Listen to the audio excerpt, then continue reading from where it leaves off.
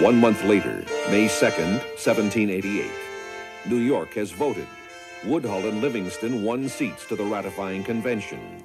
The anti-federalists, the delegates against the Constitution, have won a huge majority.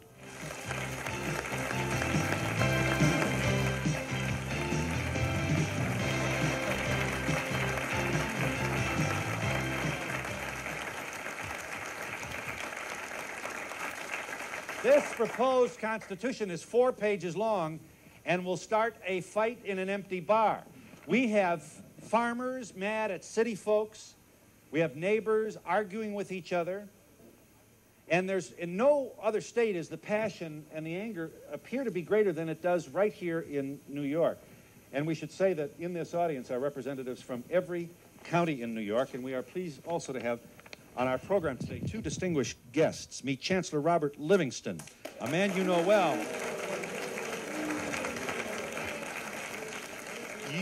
As you know, he's a framer of the Declaration of Independence and a New York landowner. Mr. Livingston, it comes as no surprise to you that the major opposition appears to be the belief that the Constitution, which you so passionately support, is a document that will make government farther away from the people, a central, powerful, not really in touch with real folks. Why should the people, these people of the state of New York, ratify this proposed Constitution? Well, Phil, I think it's obvious that the Confederation of States has outlived its usefulness. The country has degenerated into chaos and economic depression. Now, we've had the best legal minds in the entire country have worked for 3 months on this wonderful document, and we ought to trust their judgment. What's best for the country. Trust these people? You what? I wouldn't trust Mr. Livingston and his political cronies if there was a chorus of angels. Well,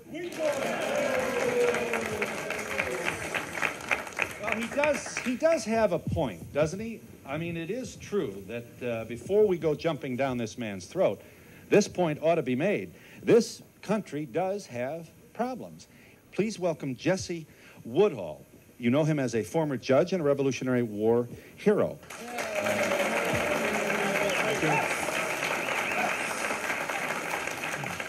You're against the Constitution. Yes, sir.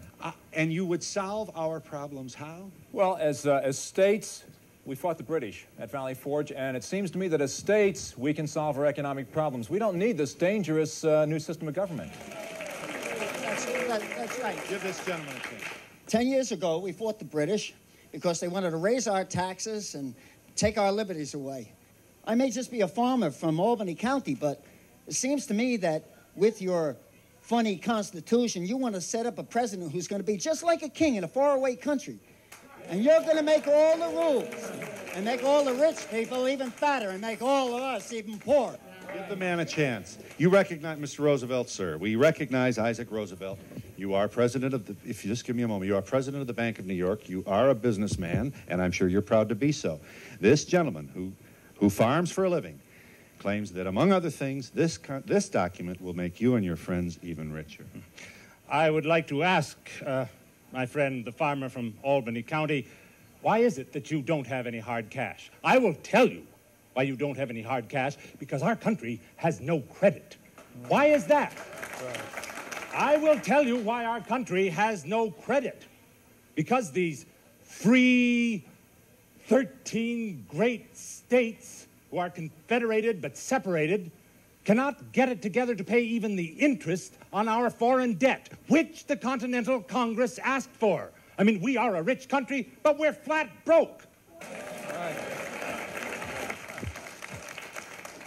This is how I feel. Your state government, which you guys from the sticks are so very fond of, really has been getting a free ride. Because no, it gets most of its money, it gets almost all of its money from customs duties that they take on things that we import. In the city, we pay through the nose, we get nothing back. Now, please, you yak a lot about freedom and liberty, but all you really want to do is not pay your land taxes. That seems to me that if we had one strong, unified government, and not 13 weak ones, then we can call ourselves a country, and we can get our people working again. Before we start choosing up sides here, this point should be made. Some of our states have their own Bill of Rights. Why shouldn't our national Constitution? What is so wrong with that, Judge Wood? No, exactly. I couldn't agree with you more here. You'll find that the distinguished gentleman sitting beside me, he's real willing to talk about trade with Jamaica. He's willing to talk about the problems with pirates off the coast of Libya. But he's very quiet about our fundamental rights, which are mysteriously missing from this Constitution. That's the primary purpose of our government, to protect and defend our civil rights. You tear up the Declaration...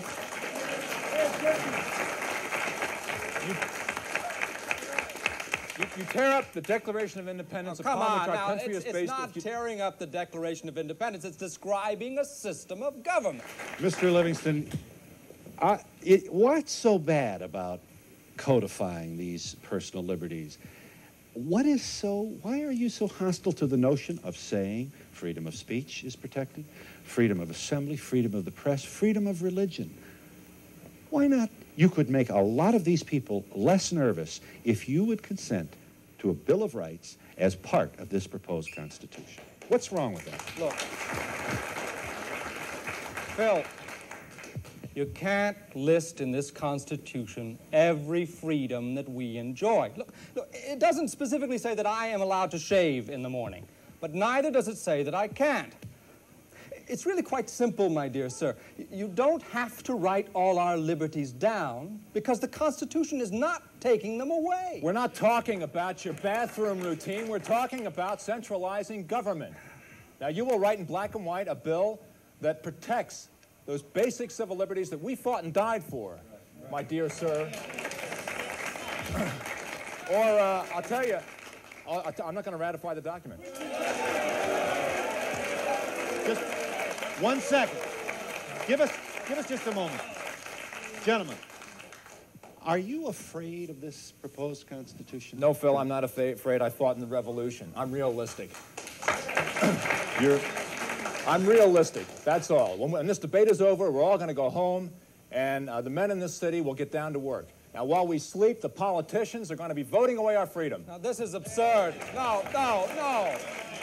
No, it's men like Judge Woodhull here that you are going to be sending to the federal Congress. Is there some magic transformation that's going to come over him and turn him into a monster? If you're so worried about your freedoms, you'd better start worrying about a government so weak and ineffective that it can't defend them. The states have done well enough. It's this piece of paper that's monstrous, sir.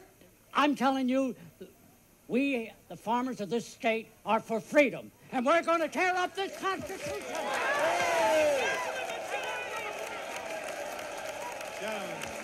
Gentlemen, we're in New York City discussing the Constitution. Sir. All it says here is that The following is a paid political announcement.